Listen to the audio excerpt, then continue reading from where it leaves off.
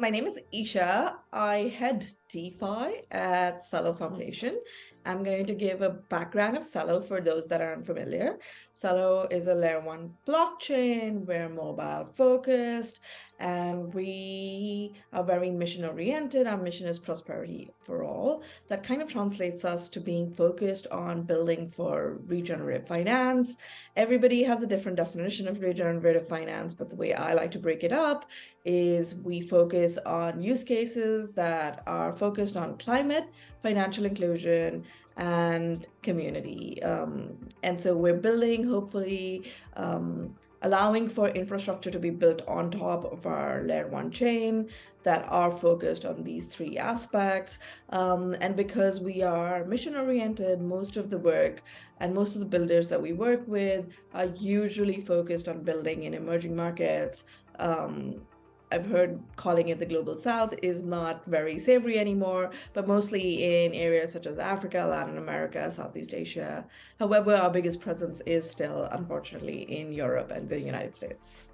What I was really impressed is when we were discussing partnerships was the kind of mobile first nature, and you said something about allowing you to understand the kind of impact of a blockchain from the person who's receiving it, right? Which is something that we don't do all the time. And so I'd be really interested to hear a bit more about how that works and how that helps you serve people, really, essentially. Yeah, so I think the really interesting thing about Celo is that we talk about this as a mobile first chain. And what it means is you can actually run a node of the blockchain on your cell phone, on any cell phone, whether that's a smartphone or even a feature phone without any smart functionalities. And what that essentially means is, for instance, you can have DeFi applications running. I'm going to give you an example of like a pilot we ran in Kenya that we're currently in the process of scaling up, where we were able to plug in DeFi lending from to farmers in Kenya, right? And when I say farmers to Kenya, I mean like people that are in remote parts of Kenya that don't necessarily even have access to internet. And we were able to get them to access these loans while using just a simple SMS USSD connection.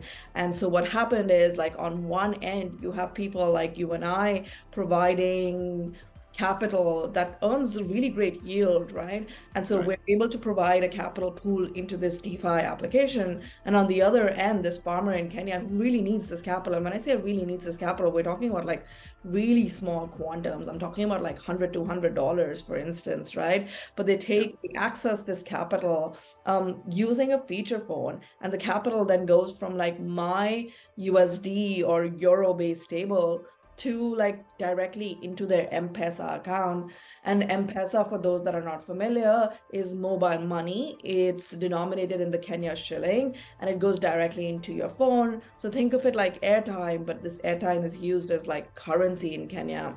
And so it's literally going from like a USD or a euro at our end to a Kenya shilling, mobile money at their end. And it was interesting when I went back like a few months after, it really had changed people's life. For instance, there was this one specific farmer that said, we gave him like, I think $100, not even, right? And like he was able to plant, like, I think he was saying 40 apple trees. And you have all these hybrid varieties of these apple trees now that in like 6 months I went and there was like actual apples growing from it. And like these 40 apple trees, he says, will provide fruit for like 100 years. So we've actually allowed for wealth creation for almost 3 generations with something as simple as $100. And like, we didn't explain to them what is crypto. We didn't explain to them what is blockchain. We didn't explain any of this. All we told them is, this is a loan, you need to pay it back in like 3 monthly installments. This is the amount that you'll have to pay back. And it goes back from his M-Pesa account directly into like a custody account at the back end that he has no idea about. Like, he doesn't know that there's blockchain at the end of that. And so like, it's about providing access to like financial infrastructure and financial services in a manner that is easy to understand, and it actually abstracts away the technology from the end user. The end user shouldn't really know what's happening, and so that's what we're trying to do with Celo. Like, we're trying to provide ways and means for allowing people that don't have access to have access now. Yeah, and that was going to be one of my next questions, which is kind of how do people respond when you suddenly give them that access? Because we always assume that people don't adopt technologies unless there's a really clear reason. But it strikes me that, you know, if you've not had access before and you suddenly get it, it's Yeah. almost like magic. It's a gift, right? It's really a gift. And like it took us a while to kind of like so I'm saying like I went back in 6 months and we didn't, it was a pilot. So it was like a one-time thing we did. And I went back in 6 months and like they had repaid their loans by then. By the way, the default rate was lower than anything across any of the developed markets.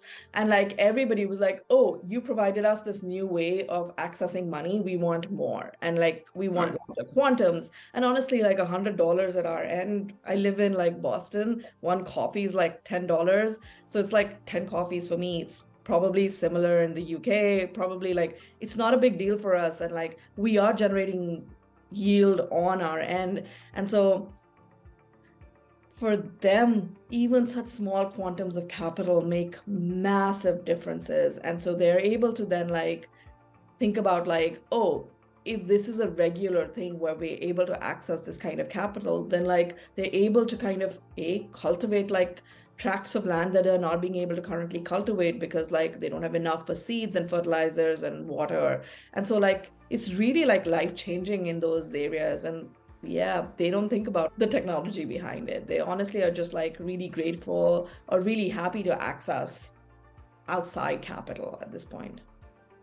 Yeah, and I think that must be an amazing feeling. And one of the questions that we've obviously talked about as well is the role of identity. Obviously, you know, it's quite a complex subject, so we kind of dive into the deep end around decentralized identity.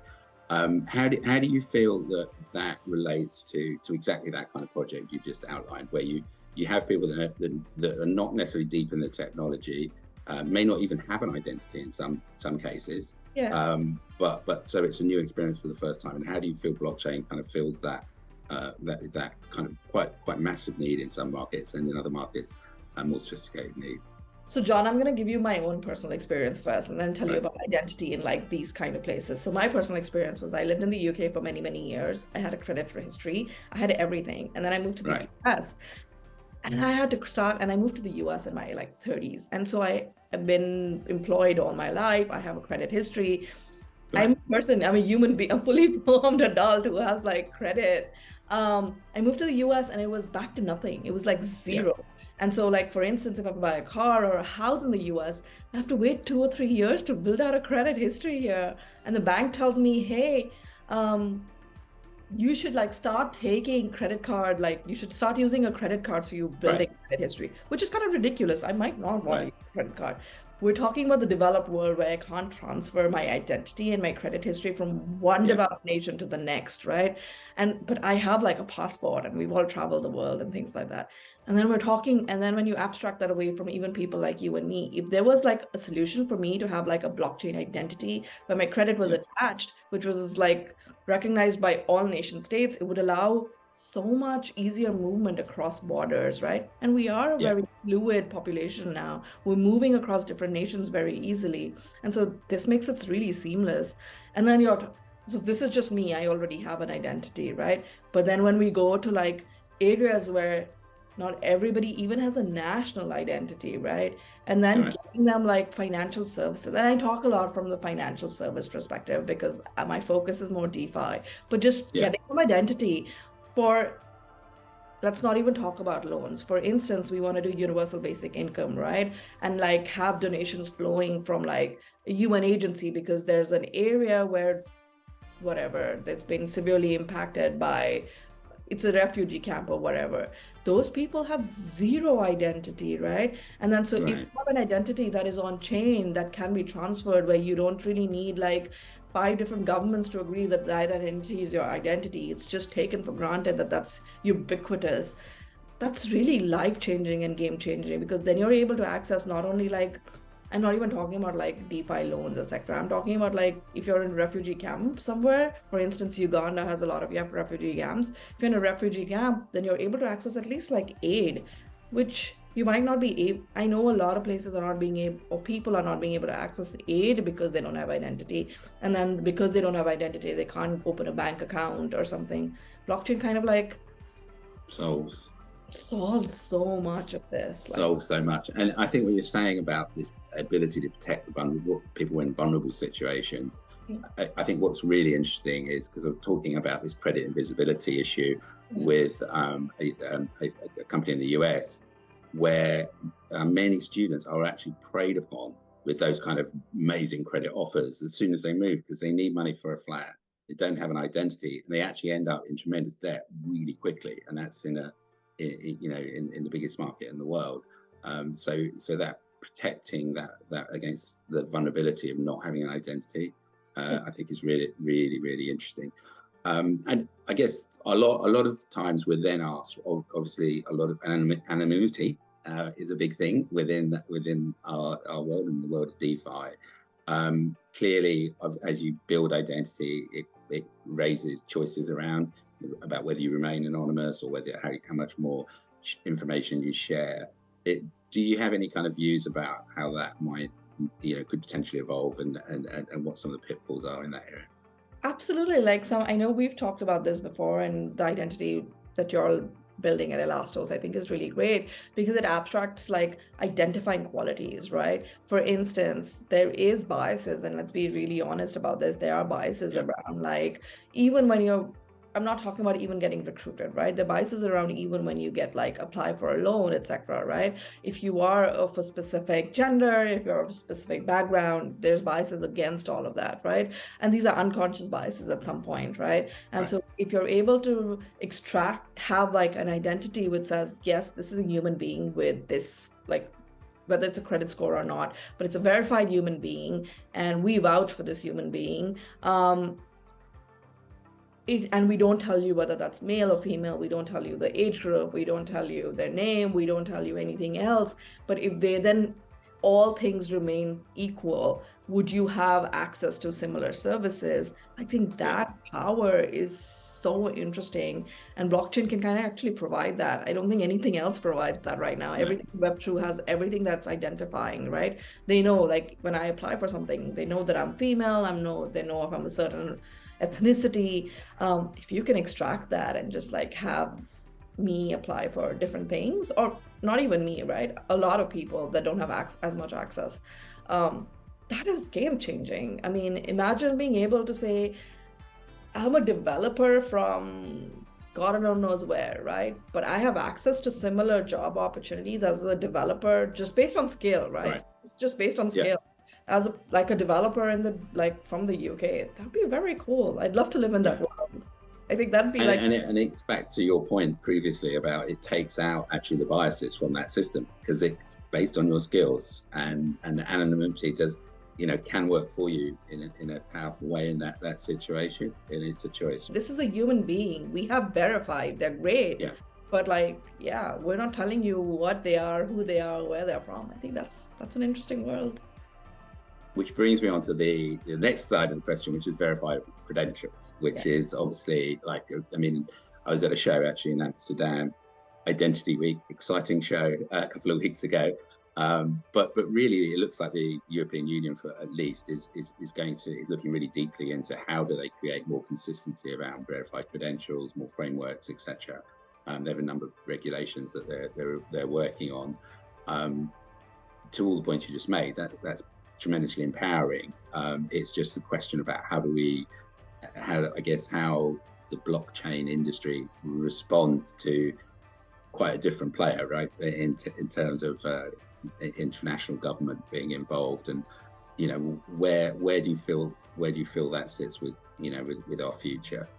Can we avoid that regulation, or is it something we need to engage with? I don't know. Honestly, I think identity on chain is very nascent, and I think there's a lot of iterations of on-chain identity that are going to happen. And DID, for instance, is a relatively new concept. I think DIDs, like the earliest DIDs, are like a year and a half old, if that. And I think we're going to see multiple iterations of it, whether you have one identity provider or multiple identity provider, where how these identities will move across chains and their cross-chain applications, and then cross-border applications, right? Do I think identity needs to comply with local regulation in the future? Yes. For instance, I was talking to a humanitarian aid organization recently, and we were talking about identity solutions in an African nation where they wanted to send aid, and chain identity solution in an African nation where they wanted to send aid. And they were like, we've talked to the local regulatory body and the government, and they are very scared about having identity on chain. And so we can't do it because we can't then send aid. And so like in those instances, well, then like on-chain identity will have to play ball with local regulations and like the local governments, because the point of on-chain identity is you're providing access and not curtailing access, right? And so I think it'll be like an interesting thing to kind of see play out in the future. What do you think about this, especially because I'm disappointed you don't have a magic wand. So the stat that struck me is that the EU wants to have 80% of EU citizens with a digital identity by 2030, and they see that decentralized identity is the most powerful mechanism to deliver that. So that's the kind of change at a kind of macro level that often, like GDPR, for example, which was one of their previous regulations around data integrity, it kind of changes the world now. Everyone has to comply with GDPR. So my instinct is that I think that's the area to watch, and I don't think there's any clear answers or clear, kind of this is how it's going to be.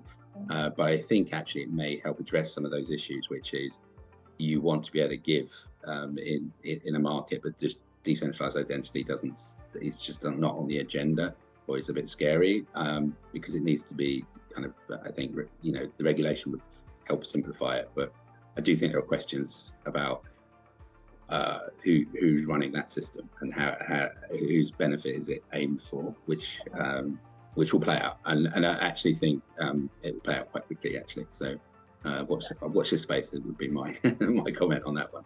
I agree. I think that's like really interesting, and maybe, I don't know, like maybe in the future governments themselves will like issue decentralized identities. That is also like maybe, and like using players such as yourself, right? Because you have the infrastructure already built out. Maybe it is the government then talking to folks like you and saying, hey, can you help us build out like national identity? And that would be like an interesting world to live in.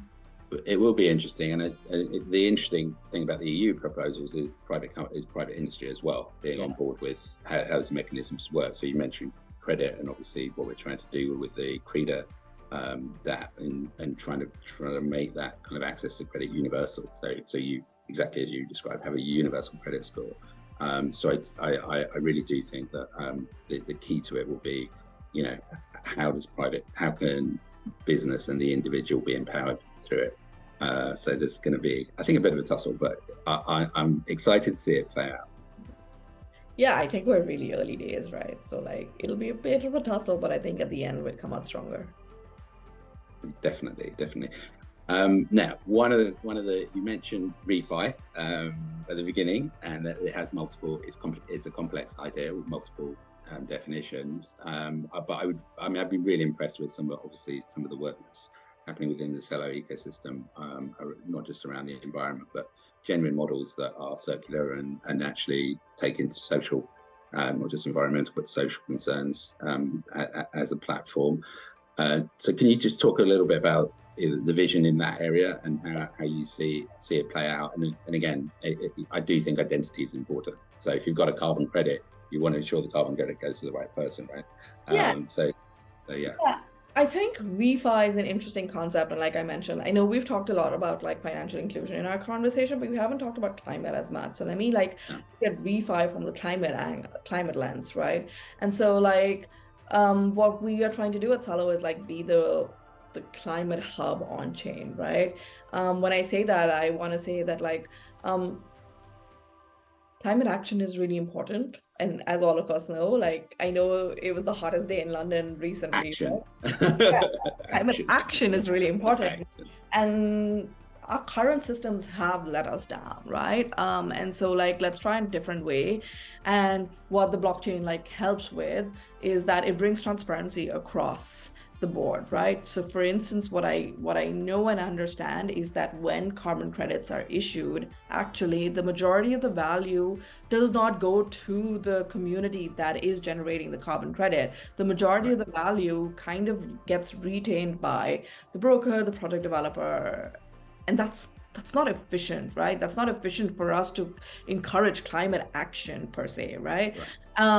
What the blockchain allows for is that you can then see, oh, if a carbon credit was sold for $100 or £100, where is this £100 being distributed across the value chain, right? How much is actually being retained at like the broker level, at the product developer level, and how much of it then goes directly to the end consumer, right? The blockchain also allows for like, for instance, if you have a carbon credit that's attached to like forestation, right? And the fact that you've like planted 1,000 acres of mangrove trees, you can actually have that data lie on chain from the date of plantation, and you can have images and videos of that come on chain and stay on chain, right? So you actually know like 10 years down the line, okay, this credit was for this hectare of land, and this hectare of land actually has either been reforested or has not been reforested. And there's no denying the validity of the data that's on chain, right? And so like, I think blockchain is an interesting application because like it's completely transparent, and you can't say that the data is not valid anymore because it's been on chain for X number of years, right? And so for instance, like let's go with the mangrove example, right? There are folks down in the Philippines that are doing the mangrove forestation, and the carbon credit remittance is going to them. Let's suppose only 7% is going to them, right? Right. If you have an identity for that person linked, you at least know that at least the 7% is going to that person in the Philippines that is doing the mangrove forestation, right? Currently, there's no way to do that, right? Currently, it could just be like an organization that then even the 7% is extracted and taken away, right? And so like, I think identity plays a really important role, because with identity, I can geolocate the identity and say, okay, actually, this person is still in the Philippines, like 4 years after. Actually, this person is still in that community. And so like, identity allows you to actually validate all of these things, because 4 years even from today, I can say, hey, we sent 7% to the Philippines, and actually, honestly, it shouldn't just be 7%, it should be a lot more. But we're not going to that. But at least like even like 4 years down the line, I can say, hey, can I pick up this identity and see actually where is this person? Is this person still in the Philippines? Did that amount actually reach the person? Like, identity allows to open up so many different avenues for this, right? An on-chain identity, right? Otherwise, it's Absolutely. not. Otherwise, you can't track it. Yeah, and as you know, one of the projects we're looking at is building a community identity around environmental behaviour within housing developments. And to me, the really key step change there is that it means that you can reward behaviour. You can reward behaviours from individuals and build up even a profile and a positive piece of incentivization, rather than just, as you say, somebody else takes all the money out of it.